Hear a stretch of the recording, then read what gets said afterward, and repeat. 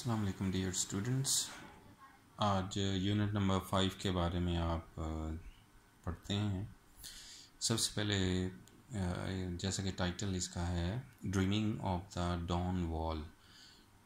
Dreaming जिसके बारे में हम ख्वाहिश करते हैं, कोई डेस्टिनेशन होती है हमारी या कोई पर एम होता है, एम ऑफ लाइफ, उस सेंस में ड्रीमिंग ऑफ के सेंस में होता है ख्वाहिश होना बहुत ज़्यादा। तो dreaming of the dawn wall California के अंदर एक माउंटेन है, बहुत मशहूर है। योसेमाइट नेशनल पार्क एक है, उस पार्क में ये एक बहुत बड़ा चट्टान नुमा पहाड़ है, डॉन वॉल उसका नाम है। तो उसके बारे में ये लेसन है और बहुत फेमस इंफॉर्मेशन है। ये नेशनल जोग्राफ़ी जो चैनल है उसके ऊपर भी आप इसके शायद वीडियोस देख चुके होंगे, लेकिन उन्होंने उसी बेस पे एक लेसन आपके लिए ये बनाया हुआ है, शामिल किया हुआ है।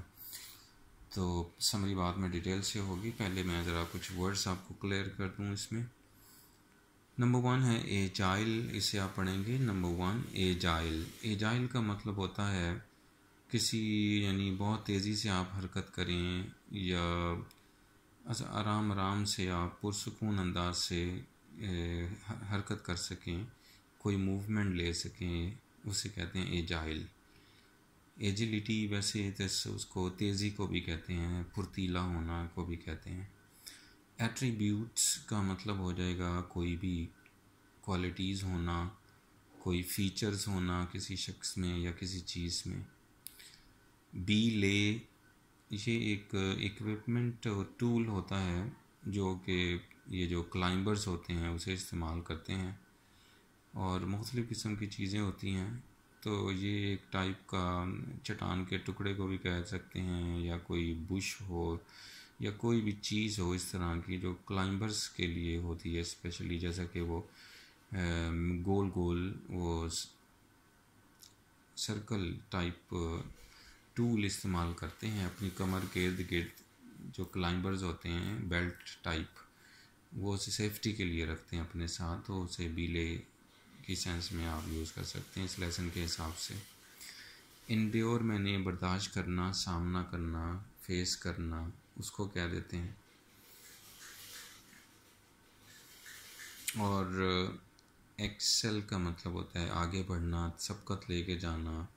फर्टाइल कहते हैं ज़रख़ेज़ ज़मीन को जो बहुत ही काश्तकारी के लिए बहुत अच्छी हो। ग्रेनाइट एक पत्थर को कह देते हैं जो कि बहुत ही मतलब रॉक का पीस हो सकता है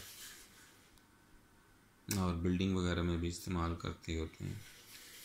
मैटर हॉर्न एक माउंटेन है एक जो कि एल्प्स, एक पहाड़ी सिलसिला जो है, पहाड़ों का जो सिलसिला है उसे एल्प्स का बहुत मशहूर सिलसिला है ये। तो वहाँ पर एक पहाड़ है ये असल में। तो और ये मेन इसकी जो खसूसियत वो ये कह सकते हैं आप कि ये स्विट्ज़रलैंड और इटली के दरमियान एक निशानदेही करता है, उनके दरमियान बॉर्डर की। तो उसके लिए भी यानी ये इम्पोर्टेंट है। मोनोलीथ एक बहुत बड़े पहाड़ नुमा रॉक या चट्टान को कह देते हैं। बहुत बड़ा कोई पहाड़ हो, बुलंद हो जाए, बहुत बुलंदी तक चला जाए उसे, और सिंगल ही हो वो, उसे मोनोलीथ कह देते हैं। माउंट ब्लैंक ये हाईएस्ट माउंटेन है एक यूरोप में, जो कि एल्प्स का ही हिस्सा है जो मैंने अभी आपको बताया, पहाड़ी सिलसिला है। और लेकिन यहाँ पर ये निशानदेही करता है बॉर्डर्स फ्रांस और इटली के दरमियान।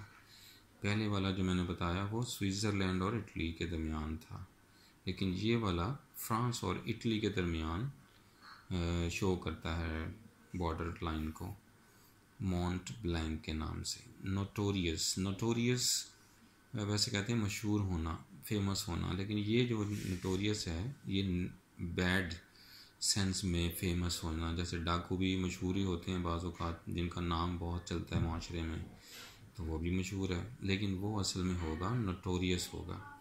और जो बाकी लोग शोहरत रखते हैं गेम्स में या किसी और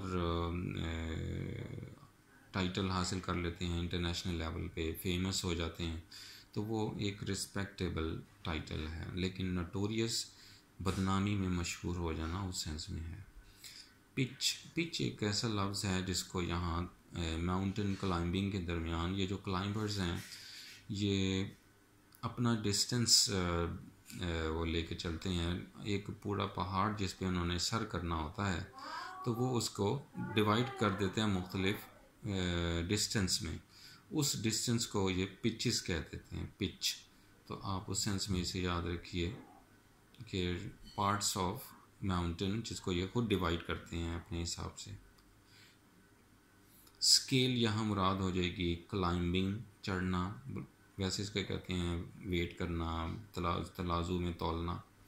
शीयर मैंने महज, लेकिन यहाँ मुराद है एक बिल्कुल अमूदी चट्टान जैसे कह लें, परपेंडिकुलर टाइप की, तो उसे हम कह देते हैं अमूदी चट्टान, सीधी चट्टान जिस पे चढ़ना मुश्किल हो जाए। सिग्निफिकेंट का मतलब होता है बहुत अहम, ख़ास। और United Nations world heritage site, तो ये जो नेशनल पार्क असल में है, ये सारा जो सिलसिला है ये एक ऐसी जगह की तरफ इशारा है जिसको यूनेस्को ने एक सकाफती और इसकी जो खूबसूरती है उसके लिहाज से इसको एक बहुत ही अहमियत दे रखी है यूनेस्को की तरफ से। तो इसे कहते हैं यूनाइटेड नेशंस वर्ल्ड हेरिटेज। ये कुछ वर्ड्स आप याद रखें समरी से पहले, जाके आप जब लेसन रीडिंग करें तो ये आपको हेल्प कर सकें। आप इस पे प्रैक्टिस कीजिए लेसन पढ़ने से पहले, उसके बाद समरी आप तैयार करें।